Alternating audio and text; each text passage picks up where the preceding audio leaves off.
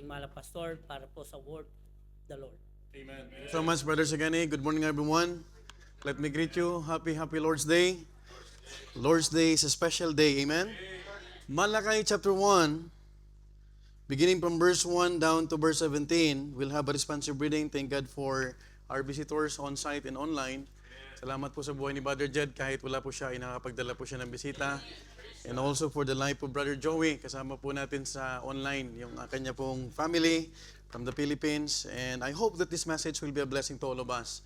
Malachi chapter 1, verse 1 to 17. Let's read responsibly as I begin reading verse 1. You read verse 2 until we reach verse 14. Tayo po ay magbabasa po ng salitan. Malachi chapter 1, verse 1. The burden of the word of the Lord to Israel by Malachi.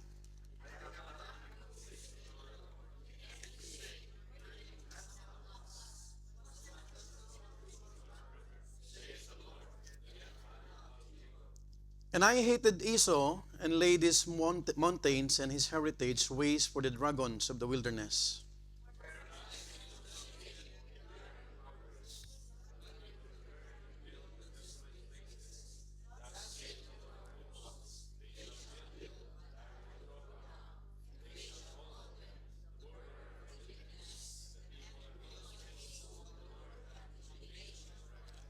And your eyes shall see, and ye shall say, the Lord will be magnified from the border of Israel.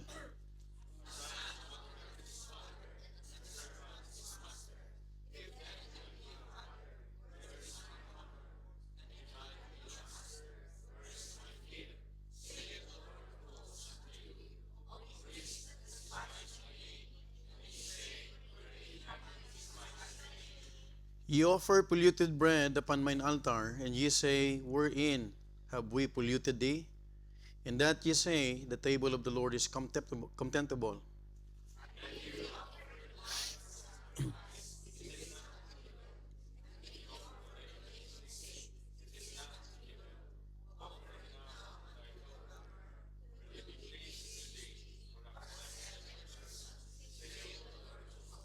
And now I pray you, beseech God that He will be gracious unto us. This hath been your means.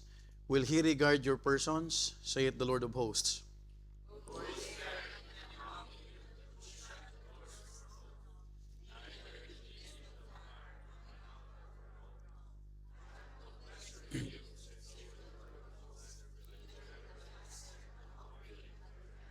Verse 11, from the rising of the sun, even unto the going down of the same, my name shall be great among the Gentiles. And in every place incense shall be offered unto my name, and a pure offering for my name shall be great among the heathen, saith the Lord of hosts.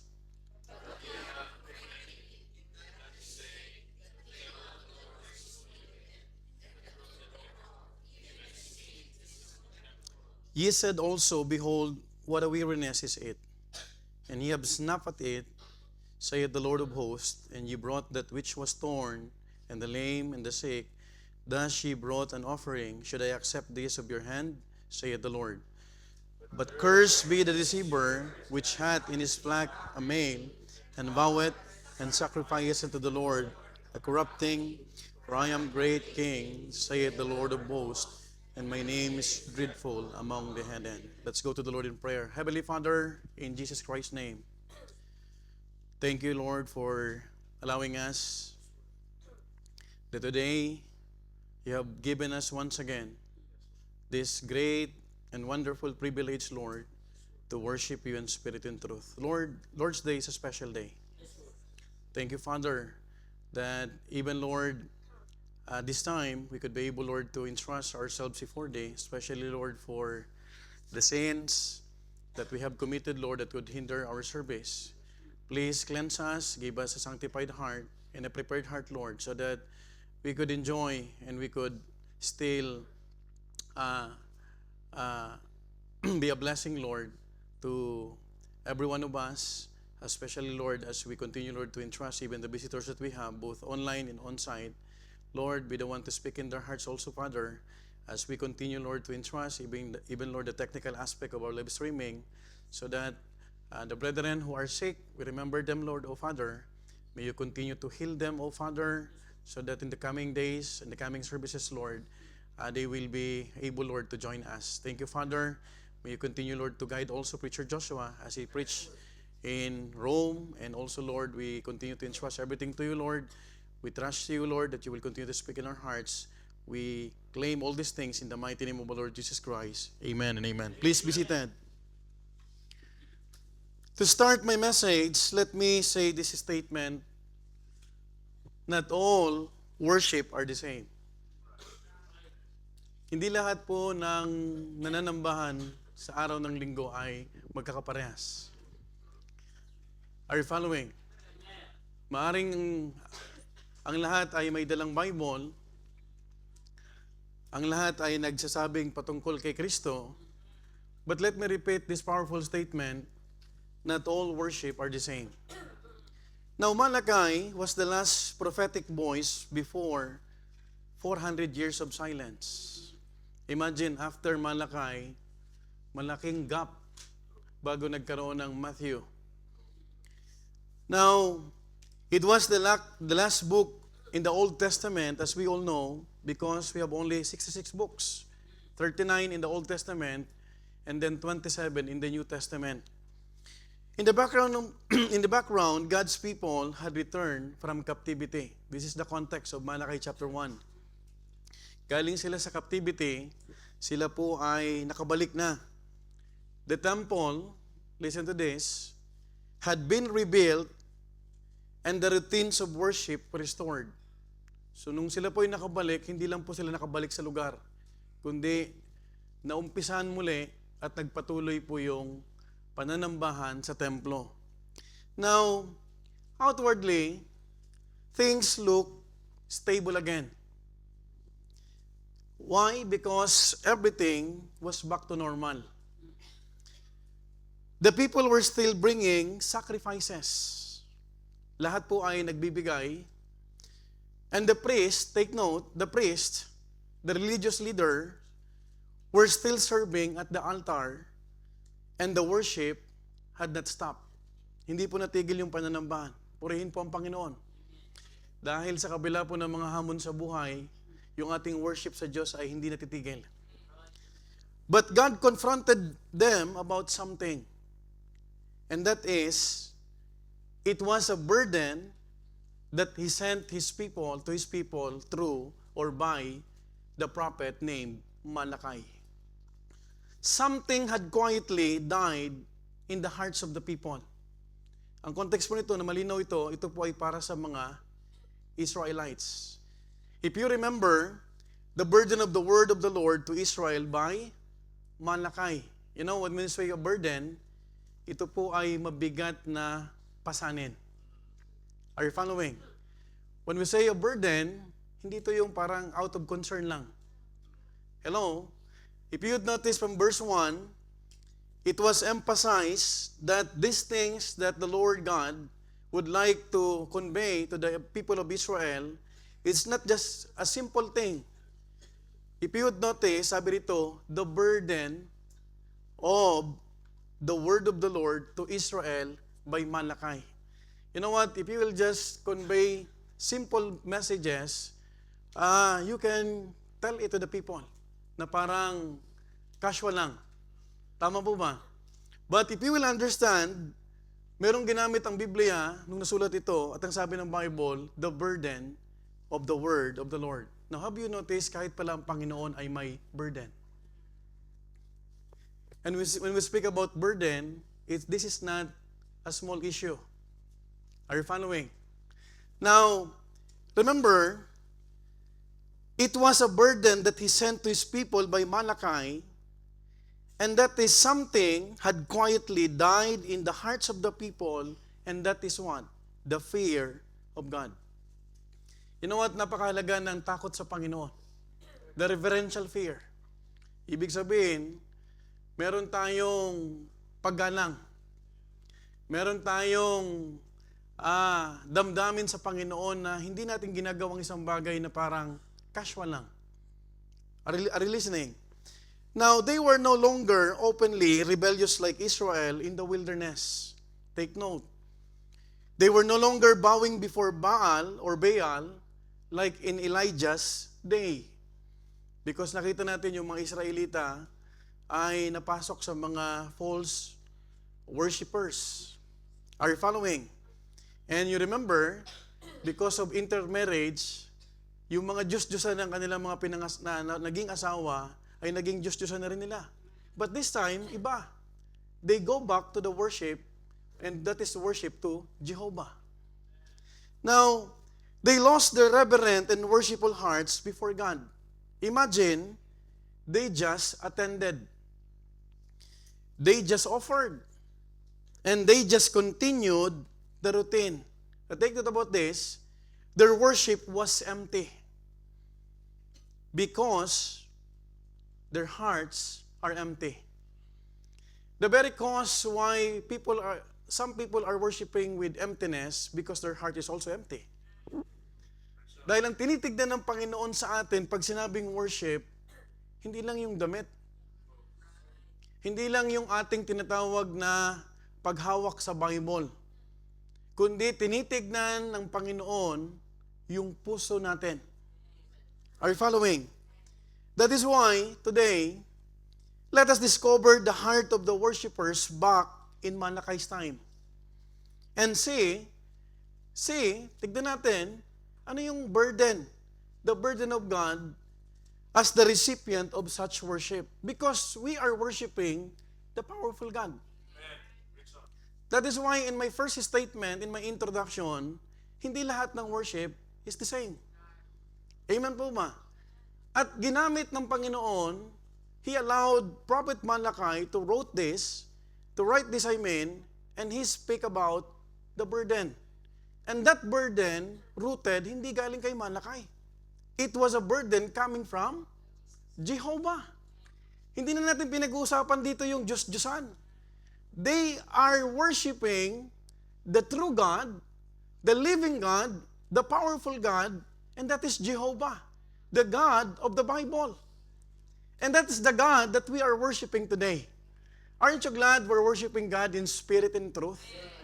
So ibig sabihin, kapatid, ngayong umaga, makikita natin, kapatid, yung sarili natin, at gusto ko pong makita po natin na kung paano nag-worship yung mga tao noon para makarelate po tayo kung anong uri ang worship natin ngayon. So this morning, allow me to preach a message entitled, When God is Treated Common. We will be talking about a message entitled, When God is Treated Common. Do you know that Sunday is not a common day? It's a special day. If you think that Sunday is a common day, it's a regular day, you're wrong. Sunday, every Sunday, kahit hindi anniversary, kahit hindi Thanksgiving, kahit yan sinasabi nating regular Sunday, it's not a common day. Because the moment you enter in the house of God, you are meeting God. Nandito tayo para mag-worship. Can I hear amen? That is why this morning, I hope that you will understand how God, even in worship, is treated common. So this morning, pag-usapan natin, kapatid, kapag ang Diyos ay itinuturing na pangkaraniwan. Now, let me tell you, kapatid, how God, even in worship, is treated common. Number one, it's because they lost their fear of God. Nawala ng takot. Look at what the Bible says in verse 1 to 5. The burden of the word of the Lord to Israel by Malachi. Secondly, look at this. I have loved you, saith the Lord. Yet you say, wherein hast thou loved us? Nakarinig ka na ba ng isang magulang at anak nag-uusap, anak, mahal na mahal kita at minahal kita. At ang sasagot sa'yo ng anak mo, paano mo ako minahal? What would you feel? It's a painful statement. Are you following? Halimbawa yung anak mo, nak, mahal na mahal ka na ni daddy. Lahat binigay namin sa'yo. We have loved you so much. Kahit wala na kami, nak, gusto pa namin ibigay. And then, yung reply ng anak mo, ito lang, paano niyo ako minahal? What would you feel? Look at this. I have loved you, saith the Lord, Yet you say, wherein hast thou loved us? Was not Esau Jacob's brother, saith the Lord? Yet I love Jacob. Look at verse 3. And I hated Esau, and laid these mountains and his heritage waste for the dragons of the wilderness. And in verse 4, whereas Edom saith, look at Esau, naging Edom. Mamaya, pag-usapan natin yan. We are impoverished, but we will return and build the desolate, what? Places. Thus saith the Lord of hosts, they shall build, but I will throw down, and they shall call them the border of wickedness, and the people against whom the Lord hath indignation forever. Now folks, the book begins with a strong statement from God, and that is, I have loved you. Minahal ng Diyos ang Israelita. Do you know, kapatid, that God also loved us? Kung hindi tayo minahal ng Diyos, wala po tayo dito. Yeah, I really appreciate the testimony of Shayana.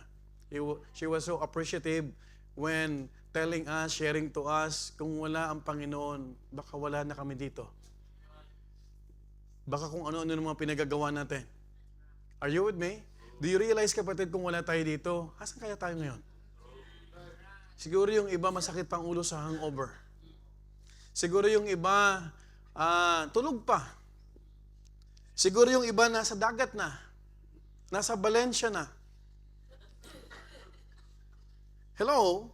But instead of gratitude, the people answered God back, wherein hast thou loved us?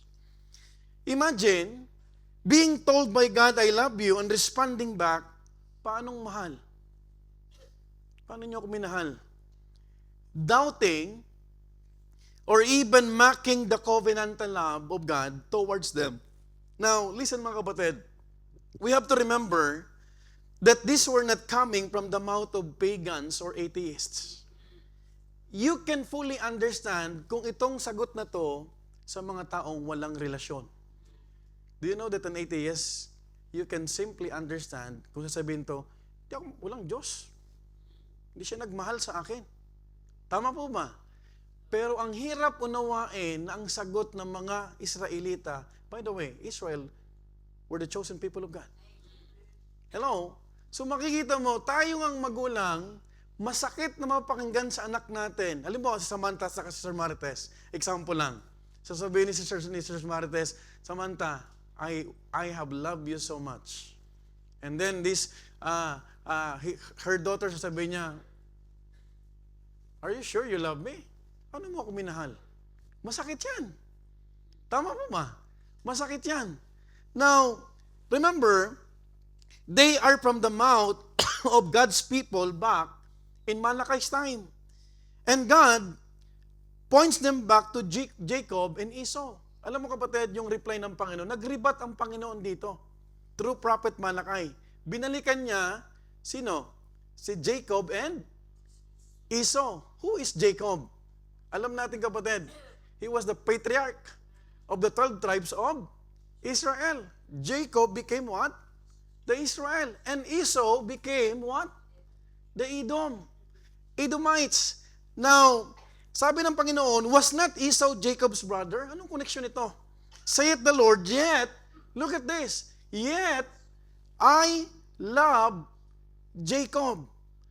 Look at in verse 3.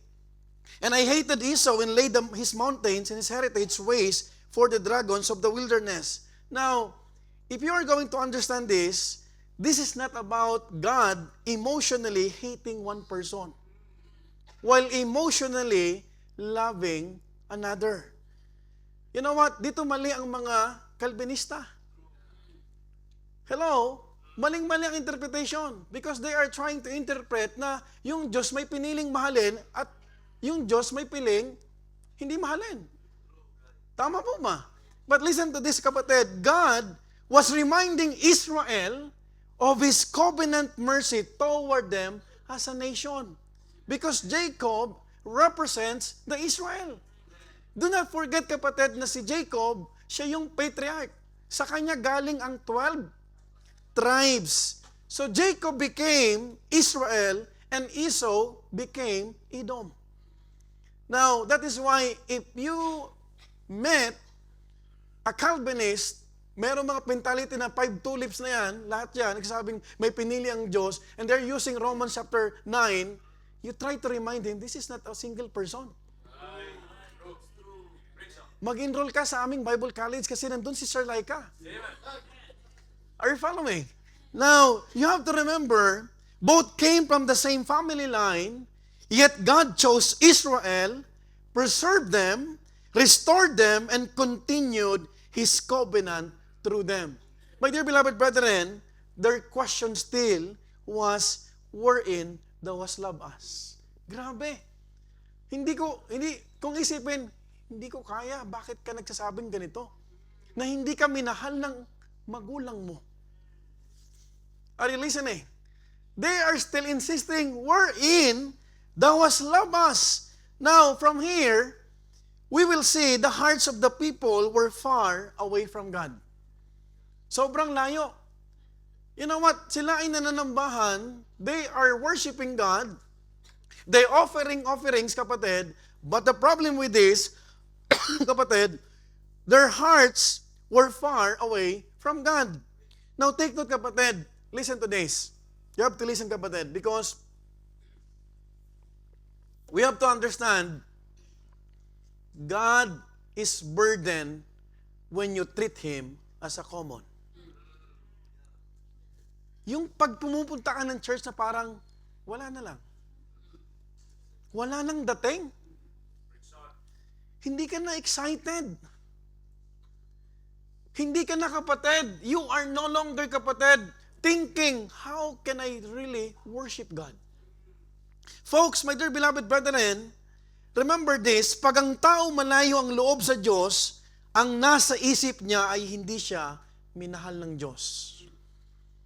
Have you realized, kapatid, kapag may mga nagbabackslide, hindi naman ako mahal ng Diyos, hindi nga ako pinapakinggan.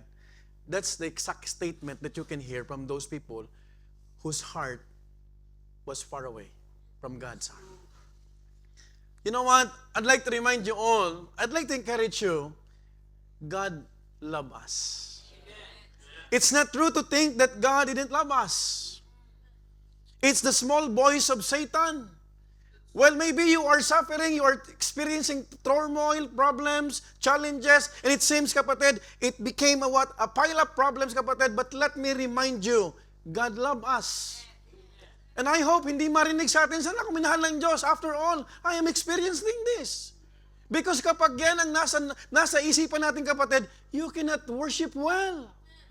You will treat this Sunday as a common day. And let me remind you, God has burden. Nababurden ng Panginoon because you are not here just to sit down and to what? To just think, it's a normal day. Ito ang problema. Wala nang pinag-uusapan dito yung mga false prophet. Hindi na pinag-uusapan dito yung mga maling Diyos o Diyos-Diyosan. We are talking about, kapatid, in Malachi's time, they are worshiping the true God. And they are the chosen people of God. Now, take note about this. These are worshipers at the same time. You know what? They worship outwardly, but inwardly, they answer back to God. They honor God with their lips, but their hearts no longer feared Him. It's a tragedy. You know what? You can say, Lord, praise the Lord. You can lift up your hands and tell, oh, Lord, Lord, Lord. But is it true that your heart is really praising God? Kumusta ang linggo mo?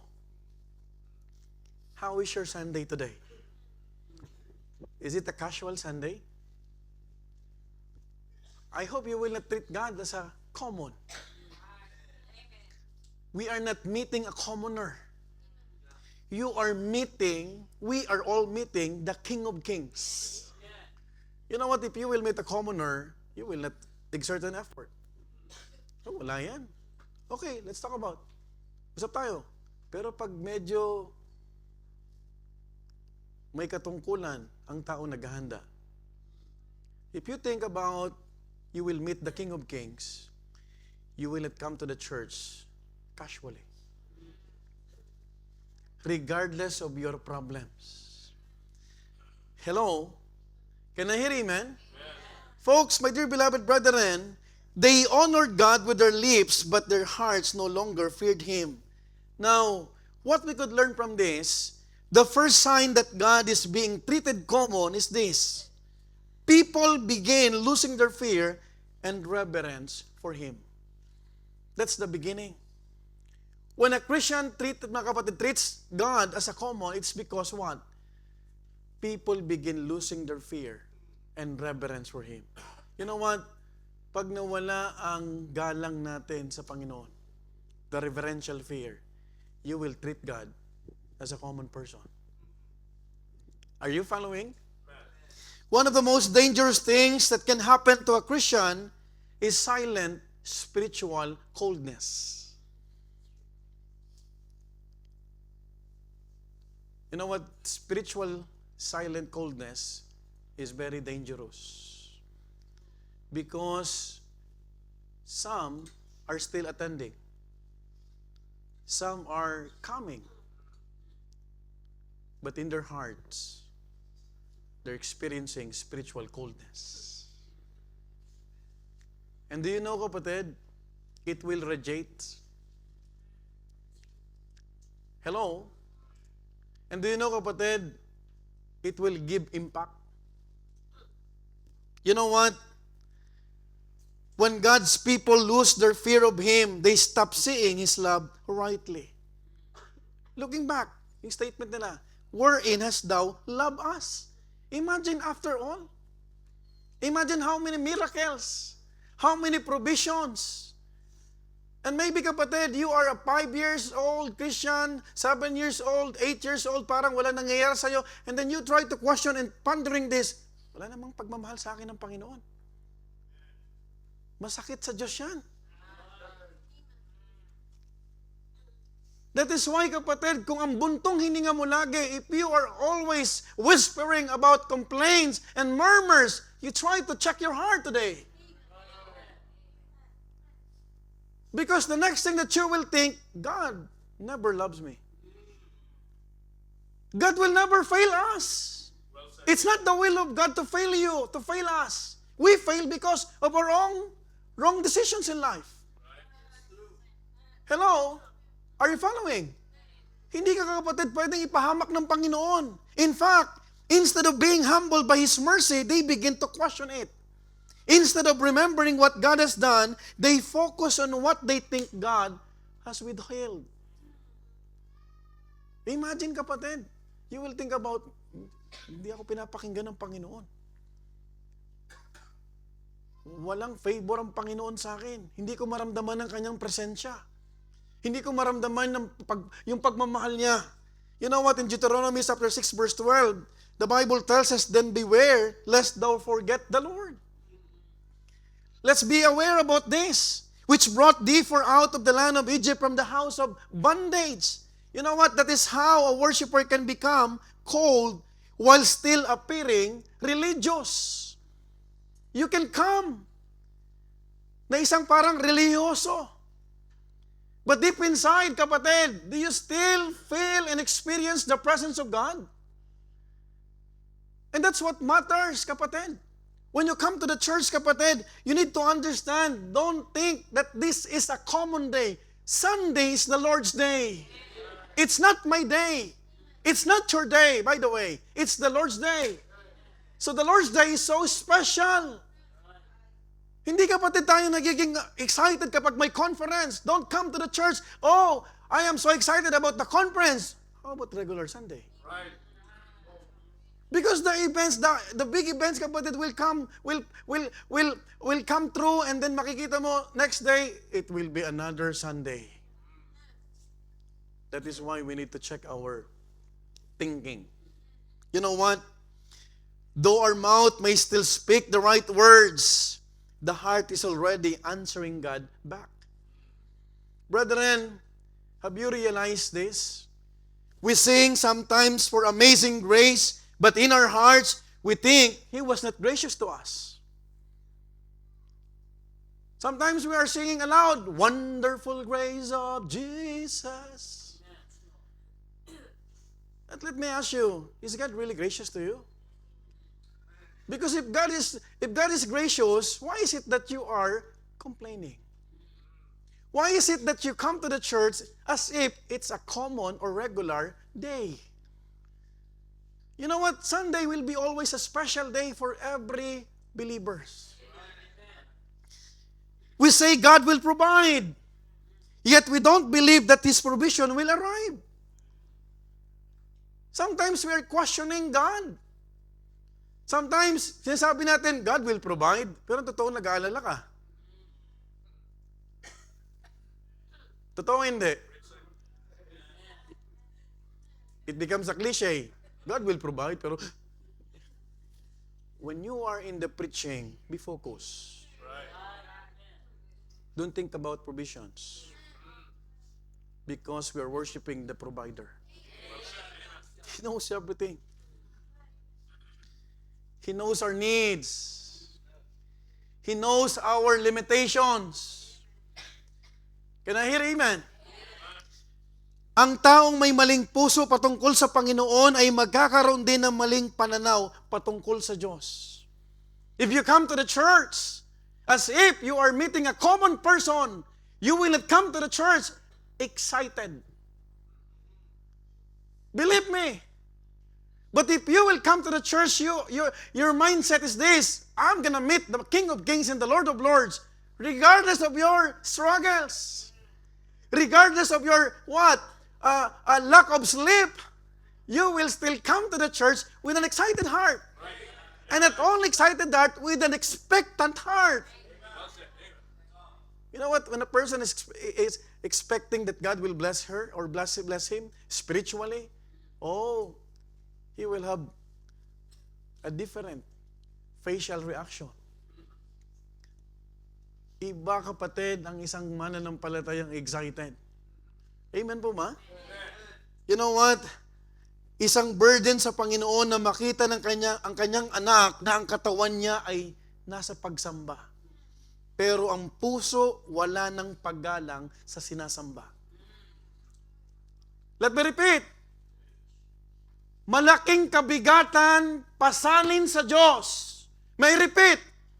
Isang malaking kabigatan sa kalooban ng Diyos na makita ako, na nananambahan ako, na tayo ay nagpupuri, nandito ang katawan natin, pero ang puso natin malayo sa Kanya. Hindi ang pastor niyo ang unang nabibigatan. It's God. Because He sees our hearts. He's more than an X-ray. Amen po ba? Alam mo kapatid, sa totoo lang, hindi ako nagpaparinig dito ngayon sa mga late. Listen to this. If you are treating God an important person, hindi ka malilate. That's right. Amen. Tomorrow we'll have an appointment in US Embassy. Our time is 9 o'clock. But we will go there 8:30, 8:20. You cannot treat people there. Okay lang malate? No. Much more sa Panginoon. That is why sometimes alibay na lang yan. Hindi ka nakagising. Buti nga ginising ka pa ng Diyos. Are you following? Mabuti na lang nagising ka pa. Because not everyone can still see the beauty of sunrise. Are you following? Now please, I hope that you will realize, kapatid, that Jesus Christ, our God, is really expecting from us na hindi magiging casual tayo. Have you realized, kapatid, have you remember, even the Lord Jesus Christ revealed to John the Beloved in the island of Patmos, and one of the churches named Ephesus? In Revelation chapter 2, verse 4-5, He mentioned, nevertheless, I have somewhat against thee, because thou hast left thy first love. There were 7 churches. Amen? Sana hindi ganito ang message ng Panginoon sa Bethany. Unto the church in Bethany. Sana yung lahat ng Bethanites ay excited. Remember therefore from whence thou art fallen, in verse 5 of Revelation chapter 2, and repent, and do the first works, or else I will come unto thee quickly, and will remove thy candlestick out of his place, except thou repent. It's not too late, my dear beloved. It's not too late. Don't treat God as a common. Because if you will gonna treat God as a common, be ready also that your life will end in bottom. Hello? Don't try to desire to reach the rock bottom. Na hindi mo na alam kung paano ka babangon. Hello? Sometimes many Christians do not understand that God wants you to succeed in life. Be blessed by Him. Amen po ba? But sometimes, we do not understand, hindi lang tayong nabibigatan.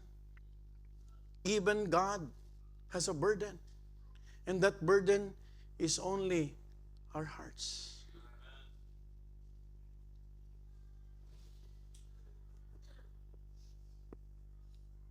You know, there are dangers kapag tumatagal na ang church.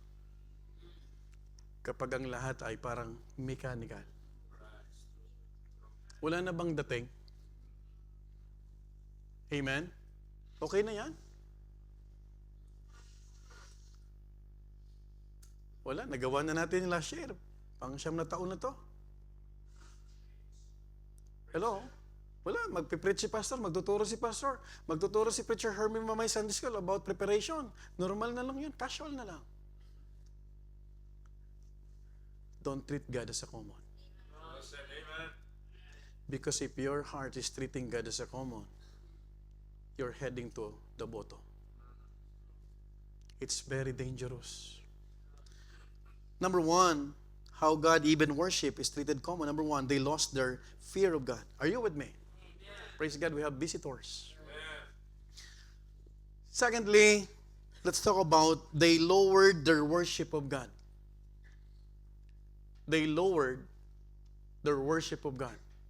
They did not remove the worship. They just lowered the standards. Look at what the Bible says in verse 6 to 10. A son honoreth his father, and a servant his master. If then I be a father, where is mine honor? If I be a master, where is my fear? Say it. Sino nagsasabi? Who's the one speaking? Say it, the Lord of hosts unto you. Now listen. If you are going to understand the main context, this is addressed to the spiritual leaders. During the time of Malachi, it was addressed to the priests. If you're gonna ask me, who is the equivalent of the priests in our time? The pastors, the missionaries, the preacher in charge. Are you following? Look at what the Bible says. O priests that despise my name, and ye say, wherein have we despised thy name? Look at what the Bible says in verse 7. Ye offer polluted bread upon mine altar, and ye say, wherein have we polluted thee? And that ye say, the table of the Lord is contemptible. In verse 9, verse 8 I mean, and if you offer the blind for sacrifice, is it not evil?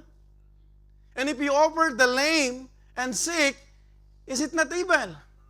So offer it now unto thy governor. Will he be pleased with thee? Or accept thy person? Say it the Lord of hosts. Verse 9, and now I pray you, beseech God that He will be gracious unto us. Malachi, the prophet Malachi is trying to meddle. This hath been by your means. Nasa inyo yan, if you will repent. Will He regard your persons? Say it the Lord of hosts. Last verse. Who is there even among you that would shut the doors for naught? Do you know the meaning of this? Dapat isarado nyo lang yung templo. Kung ganun na lang naman ang gagawin nyo. Neither do ye kindle fire on mine altar for naught. For nothing. The word naught is for nothing. And you know what? The last statement, I have no pleasure in you. Nakakatakot. When I was contemplating about this, hindi to in-address sa member, sa pastor. Kasi yung mga priest, they are the one who is what? Responding to Prophet Malachi. Because for him, it is normal. That is already the trend. That is why I thank God for this message. And this message is for me. Because I am your pastor. Hindi pwede, kapatid, na sumang-ayon o parang maging normal na lang na kahit may kasalanan, okay lang ang lahat. Hindi okay pag may kasalanan. Mula sa pastor ninyo hanggang sa kaduluduluan at sa pinakabagong membro ng church na to, sin is always a sin before God. And we cannot lower down the standard of God. Yes, worship is still there. Yes, in the time of Malachi, they're still giving. What the question is, how did they give? Hindi naman nawala yung worship. Binabalang yung standard. But we have no right to lower down the standard. Are you following? Are you with me? You know what, folks? After losing their fear of God, the next thing that declined was the worship also became lowered before God. You know what, in the United States, sad to say, there are many churches nowadays are closing.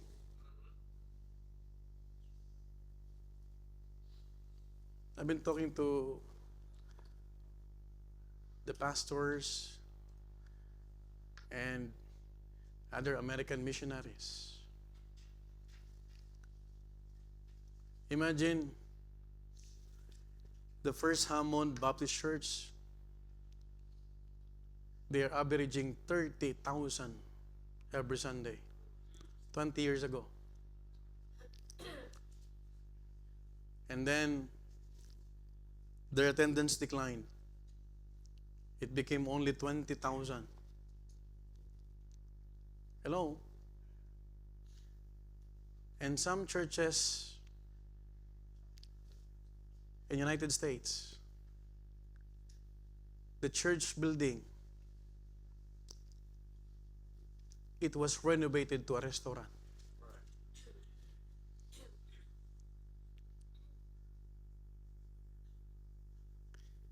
And I asked them, sabi ko, what's the reason behind? You know what, brother? They started to lower the standard of God. When you start to compromise, that's the start of fall.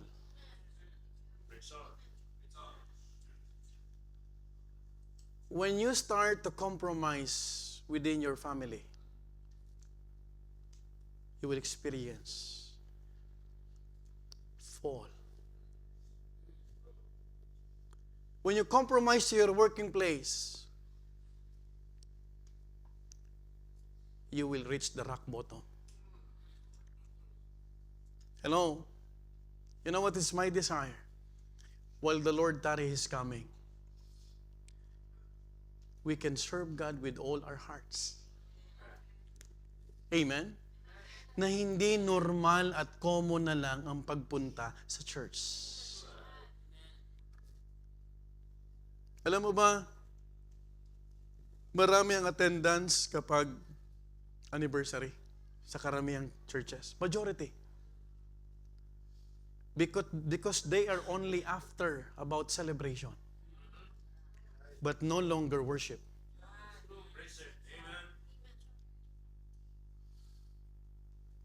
Hello? Are you listening? Hindi ka nagpupunta sa church for celebration.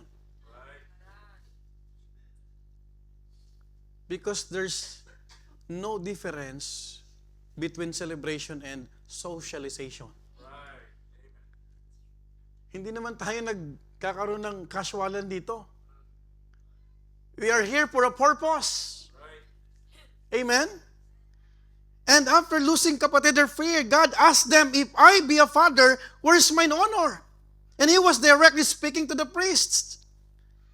These were the spiritual leaders responsible for the altar, for the sacrifices, and the worship of the nation as Israel. Yet God said to them, ye despise my name. You know what? Just like earlier, they answered back, wherein have we despised thy name? Look at how blind they are. That's the problem. Ano mo pinaka-problema sa isang Kristyano? Hindi mo na alam na nire-review ka na pala ng Diyos. Na yung mensahe na napapakinggan mo, hindi para sa akin yon. Para sa kanya yon. Do you know the right mindset when it comes to worship? The message is for me. Not for my seatmate. Are you listening? Kasi kung ang mindset ng bawat Kristyano ay para sa kanya yan, walang mabibless. You will miss the point. You will miss the blessing. And I thank God, I am encouraged that you can still appreciate the sustaining grace of God through the preaching of the Word. And sometimes, kapatid, we are only sustained because of His Word. Not because of person, but the Word of God. Ito yung nagsusustain sa atin because the Word of God is what? Quick. Powerful. Sharper than any two-edged sword. Piercing into the dividing asunder of soul and spirit, and the discerner of our intents of the heart. Meaning to say, kapatid, and just like earlier, sa paanong paraan, sinasabi nila, they are replying, responding, sa paanong paraan namin inahamak ang iyong pangalan. You know what? The Bible tells us, ye offer polluted bread upon mine altar. Biruin mo, hinahandog nila, madumi ng tinapay. Look at this. Wherein we have polluted thee. It is as if they are innocent. Folks, look at this. Sa paanong paraan ka namin nadudungisan? It was a strong question that was met with a disrespectful response. Folks, listen. Either they were too irreverent towards God or they were too callous of sin.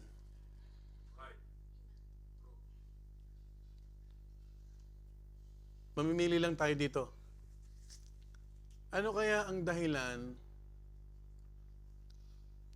why they are replying this kind of answers? It's either they were too irreverent towards God or masyadong kalyado na. You know what? You cannot hurt kalos. Ayan. My hand is full of kalos. Hindi ko pinagmamalaki yung kalos. But one thing that we learn, kahit kurutin mo ang kalos, kahit ano mo, wala na. Do you know, even if you get blade, wala na. It's a dead cell. How's your heart today? Heart is one of the most sensitive parts. But do you know, kahit pala ang puso ay sensitive, may pusong kalyado.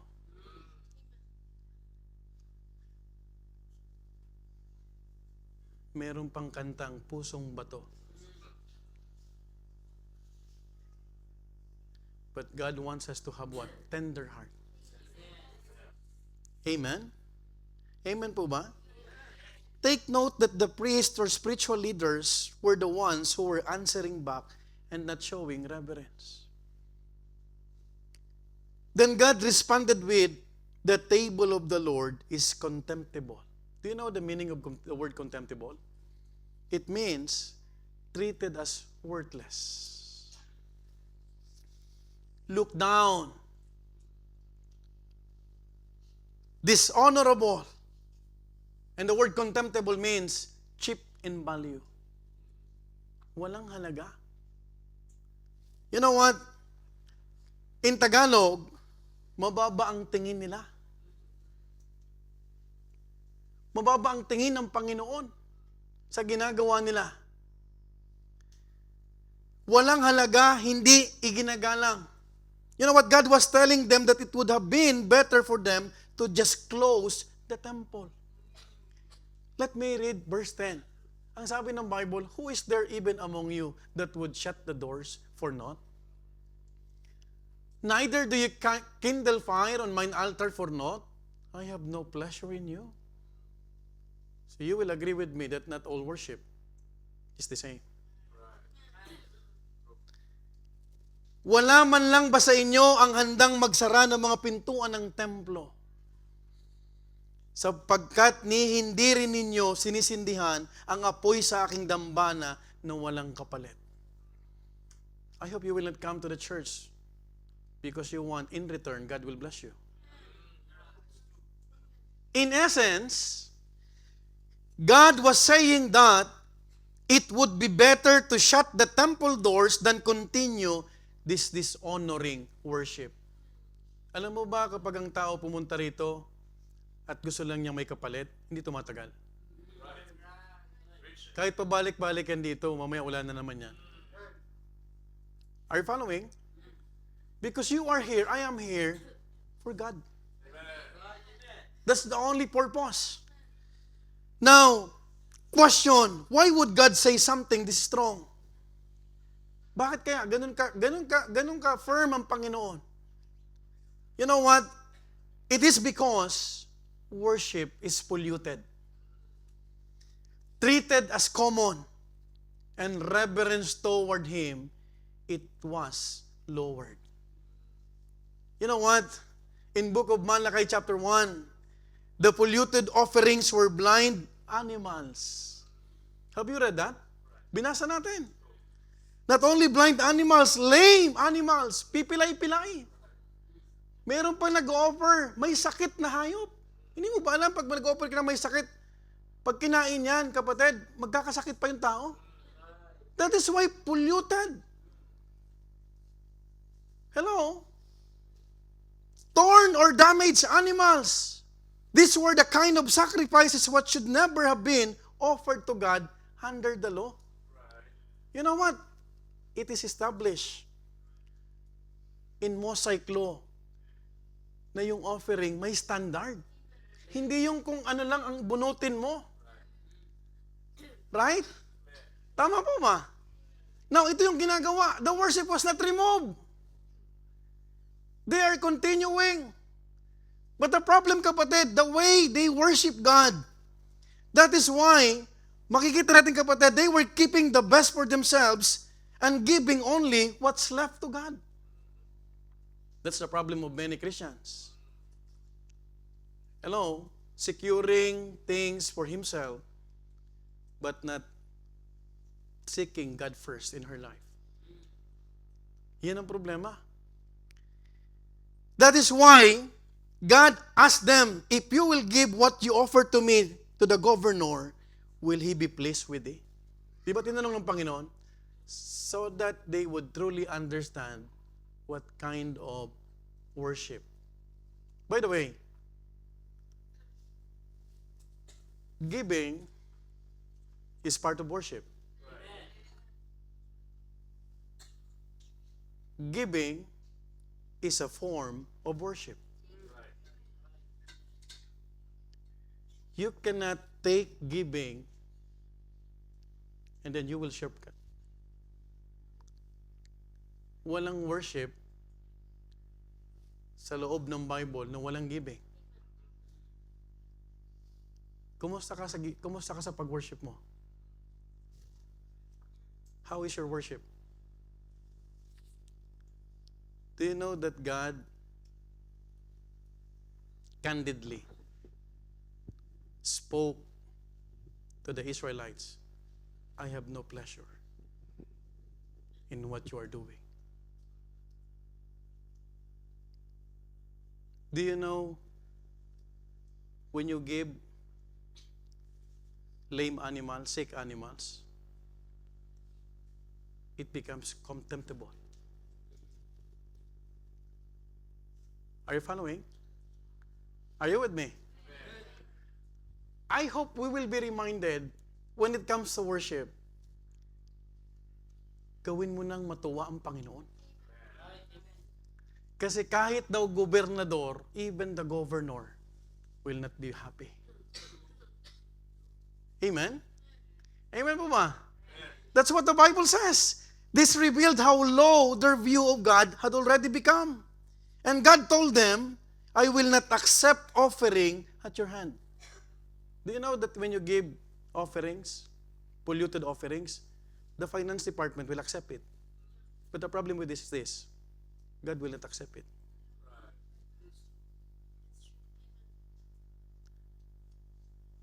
You remember we are returning tithes? Do you return your tithes, really tithes? If you're not giving your tithes, returning what belongs to the Lord, that's a polluted offering. Hello? You cannot fool God. Amen? Hindi ko pwedeng dayain ng Panginoon. And thank God because sana, yung mga nagbibilang kapatid, your responsibility is to take care about the offerings. Sana walang nawawalan sa loob ng church. Amen? Masakit naman kung mawala pa kapatid, may nawawalang offering na nawala sa loob ng church. It's a shame. A shameful. Amen? Sana yung mga nagbibilang, you are recording accurately. Because that's your responsibility, that's your ministry. Can I hear amen? Kapatid, makikita natin kapatid, the principle is this kapatid, God told them, I will not accept offering at your hand. What is the principle? I'm talking about the principle that we could learn from this. God would rather not take our offering than accept a dishonoring worship. Do you know that God can provide this church even you do not give? Nakita na natin to. Amen? For many times. Tama? Tama po ba? Now, church, listen to this. Worship is broader than giving. But giving is one of its clearest expressions. Why? Because giving is an essential part and expression of worship. Because through it, we honor the Lord with what He has given us. Honor the Lord with thy substance. That's Bible. You want to be blessed by God? You honor Him. You give what belongs to the Lord. Gusto mo pagpalain ng negosyo mo? Gusto mo kapatid, the Lord will protect your employer, the Lord will protect your job, the Lord will protect your house, the Lord will protect your vehicle, the Lord will protect your family. Honor God. And don't treat Him as a common person. He's a powerful God. He deserves the best from us. Pambira. Kung makikita lang ng tao, why would I treat God as a common person? He's the one who's providing my needs. He's the one who's taking, how many times I almost committed kapatid accident? How many times, isang inches na lang, mababangga ako, but praise God. Pero yun, bali na pala yung chassis ng sakyan ko. Sabi nung talyer, sabi nung nag-ayos, kay Preacher Nole, buti kaibigan eh. Kung ito lumakad pa ng konting malayo, babagsak yung makina. You see how God is sparing us? You see how God, kapatid, healed you? That is why, let's be sincere. I mentioned, giving, kapatid, is just a part. Pero kapatid, yung puso natin ang una. Amen? Yung pinakauna, kapatid. And treat Him as a powerful and a holy person. Amen po ba? Hindi lang kapatid, huwag mong mabasta-bastahin to kasi siyang nag-iingat sa'yo. You know what? It is the recognition that what we give first came from God Himself. Ito ay pagkilala ng anumang ating ibinibigay ay unang nagmula mismo sa Diyos. Have you realized that? That is why the Bible is clearly saying, honor the Lord with thy substance and with all thy increase. Preachers in charge, missionary, be very careful. Because ang nagdadahilan, ang nagre-reply kay Prophet Malakay, hindi mga membro, hindi mga Israelita, mga priests. Why? Because the priests himself are already corrupted. Are you following? Now, if there's a chance, sasabihin ko po sa inyo, mas gusto pa ng Panginoon na huwag kang magbigay kasi magbibigay ka lang naman ng leftovers.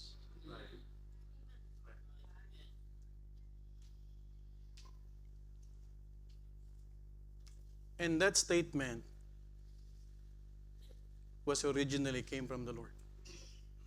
Hindi to galing sa pastor nyo. Ayoko, kapatid, na isang araw, mapulyot din ako. Natanggapin ko sa likuran ng pulpito, okay na lang. Hello? Kapatid, one of the clear signs that a person is treating God common is when he lowers the quality of what he offers unto God.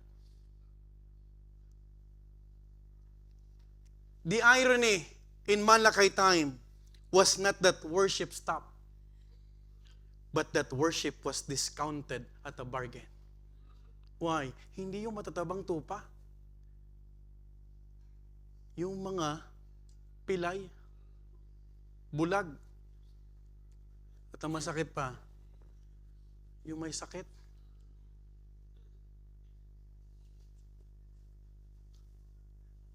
Tanungin ko kayo, may I remind you, who's the one who gave you the job? It's God. Tama? Who's the one who gives you strength to work? It's God. Amen? Amen po ba? So why is it hindi natin mabalik yung para sa Panginoon?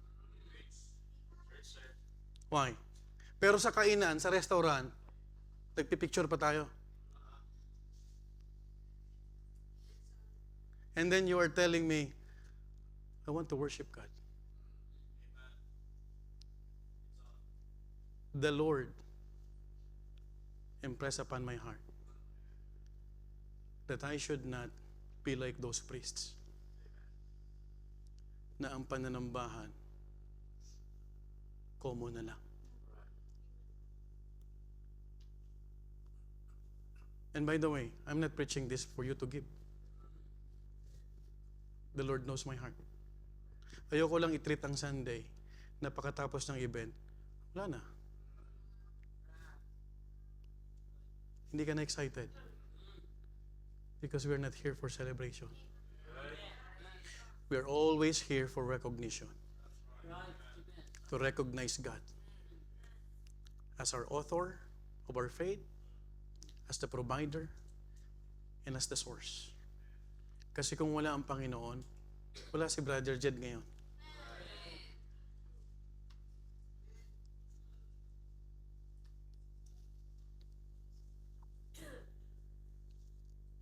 Look at the irony in Malachi time. Nakalungkot. Pilay, bulag. Nakalungkot. In our time, it is just like saying, kung ano na lang. Amen? Amen po ba? Let me ask you, yung tithes ba ay tithes pa rin ba talaga? Pastor, hindi naman nakadeclare, Nero.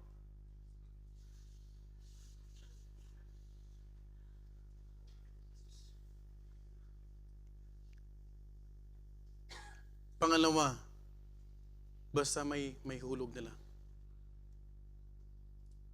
I challenge you. Kung magbabalik ka sa Panginoon at magbibigay ka lang naman na hindi tama, wag na lang. I challenge you.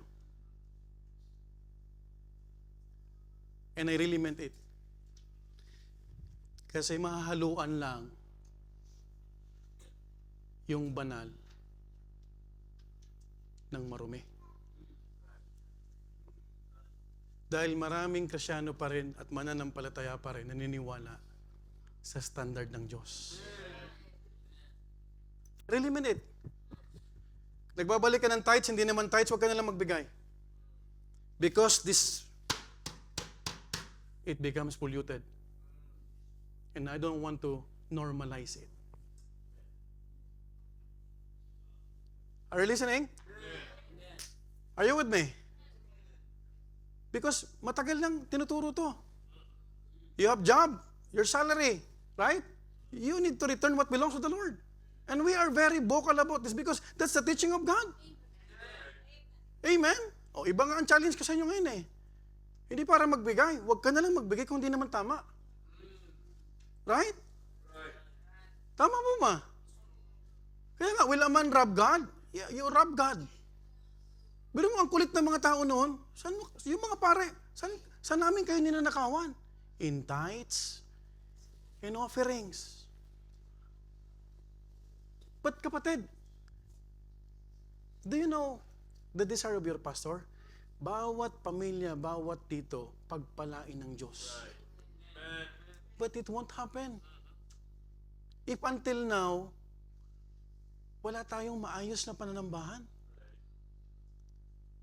Ni attendance nga, hindi ka makaperfect ng isang buwan.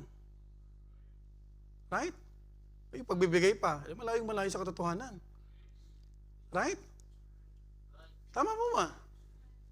Folks, at least may nabigay. You listen to this. Do not capitalize yung Diyos, maintindihan ako. Kasi ang Diyos naintindihan kung unahin mo siya. Don't change the word of God. Seek ye first the kingdom of God. Hindi second, hindi third. But seek ye first the kingdom of God.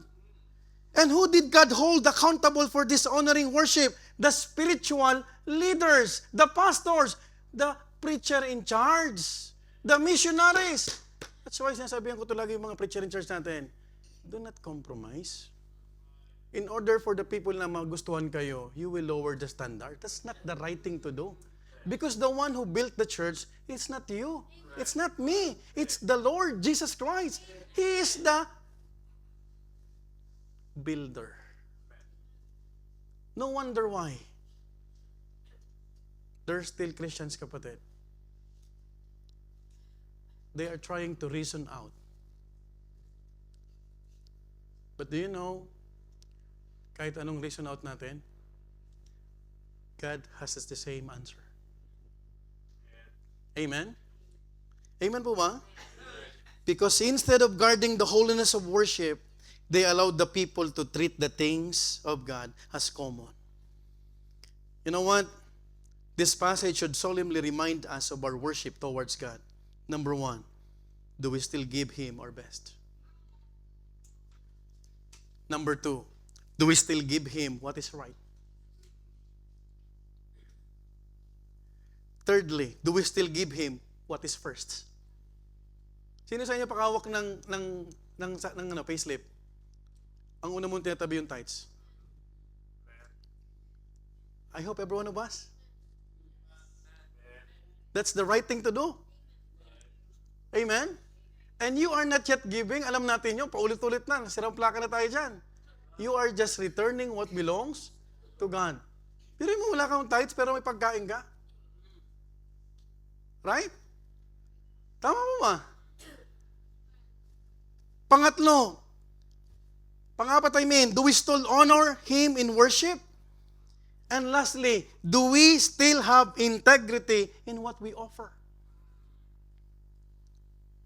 You know what? Integrity is very important before the Lord. And this is not only about money. This includes our song offerings, flower offerings. Amen? Di tayo dito na, I appreciate the flower offering. Gaganda ng mga flower offering. Hindi natin pwedeng, para makatipid, buhos natin para sa linggo, i-offer natin ulit. That's contemptible offering. Because God deserves the best from us. Gawin mo kaya sa barangay captain yan. Magagalit sa'yo. Iniinsulto mo ba ako? May pondo ang barangay natin. Tama? Di ba sa pistahan? Ang kinukuha yung mga bulaklak na magaganda? Right? Dinadayo pa sa dangwa. Alam niyo yung dangwa? Alam niyo na kasi yung tuhog-tuhog ng... Sa dangwa. Bilisan ko na daw. Shortcut tayo ito.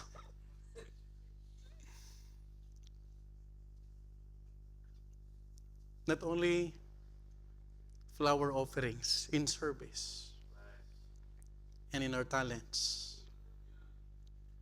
our ministries. I talk to young people.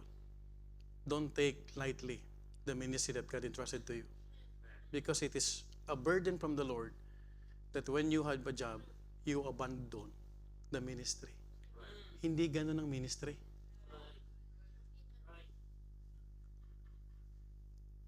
Oh, na-appreciate ko nga to sila, appreciate Dudel eh. Uuwi after na ng event. Yung iba walang pakialam eh. Because it reflects how you love God. Hindi naman kayo nandito para kay Omar. Who is Omar? I'm not, kapatid, andito tayo for God. Hindi tayo nagagawa ng ministry para sa isang tao. May I remind you everyone, you are doing that for the Lord. Yung ibang stylist natin, sila Preacher Jason, sila Brother Christopher, hanggang alauna. Tulog na tayo, tulog na yung iba, tuloy sila. Because they learn, they understand. Tulog na si Sardina, si Preacher Jason, nagtatrabaho pa. He's doing that for the Lord. Amen po ba? Hindi to ginagawa sa isang tao. Now, listen, my dear beloved brethren. Worship service is a time for assessing ourselves before God. Kung dati mainit tayo sa pananambahan, ngayon nagiging nakagawian na lang. Ano pinagkaiba natin sa relihiyon? Di ba sabi natin, kami po ay hindi po religion, kami po ay church. Kasi po ang religion ay tradisyon. Nakagawian ba? But how about you? Baka nandito tayo dahil nakagawian na lang natin.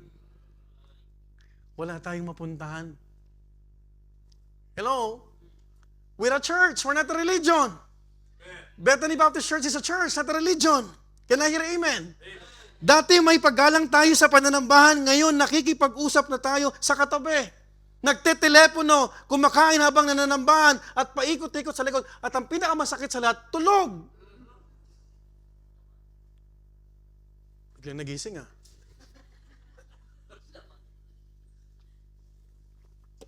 Wala naman yung tulog dyan eh. Dinagdag ko lang kasi may nakita kong tutulog eh. You say the Spirit, the power of the Holy Spirit.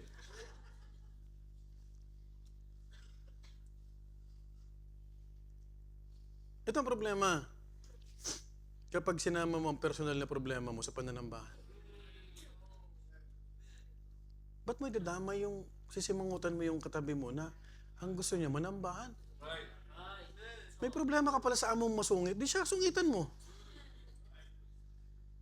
Huwag dito. Right? Nakasmile lahat, masayang spirito, nag-enjoy tayo. We are enjoying the sweet spirit, tapos ikaw naman iba. When people are rejoicing, you rejoice also. Huwag kang mag-uupos, parang kang patay nasda. Ang ganda-ganda ng agos, ikaw naman parang pabigat. Are you following? Because it damages, kapatid. It ruins the spirit. Let's learn from this. And we don't want, kapatid, na maging common yan sa atin. Parang nakasanayan na. Dati tapat tayo sa paghahandog. Ngayon, kung ano-ano lang na maibigay. Folks, listen. That's not worship.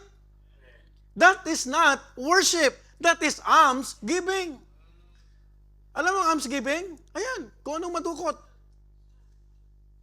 Yun yung religion, kapatid. Do not treat Sunday as a common. Do not treat worship as God. But most importantly, do not treat God as common. Huwag, kapatid, nakikiusap ako sa inyo. This message is for me. Kasi ang context nito, pare, yung mga pastor dito, na common sa kanila. That's why you cannot accuse me si pastor, gusto lang magbigay tayo. No. I just want you to be reminded because God reminded me. Don't treat God as common or your life may end, kapatid, at the bottom. The irony is that the very people of God who gave the blemish offerings were still expecting God to be gracious unto them. You know what? Sabi rito, and now I pray you, beseech God that He will be gracious unto us. Grabe ang lakas ng loob ng mga tao ngayon.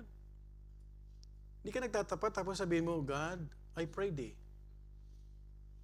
Be gracious to me. Sometimes, shall we continue in sin that grace may abound? God forbid. Right. Man. They dishonored God at the altar, yet still expected favor from heaven. They lowered their worship, but still desired God's blessing. Folks, I pray that this will be a humbling reminder. Amen? Believe me or not, wala akong plano para lang magbigay ka. Why I preach this? It's a reminder to me. Na sana sa pag-apak mo dito, totoo yung ating pananambahan. Though, it is my prayer that I will not offend. Ayoko ma-open kayo. But the Word of God both heals and wounds. Please be reminded about that. Look at what the Bible says in Hebrews 4:12. This will be the last verse and I'm done. For the Word of God is quick, powerful, sharper than any two-edged sword, piercing even to the dividing asunder of soul and spirit and of the joints. And what? And marrow, and is a discerner of the thoughts and intents of the heart. The Word of God heals, but the Word of God also wounds. Now listen. God's Word wounds before it heals.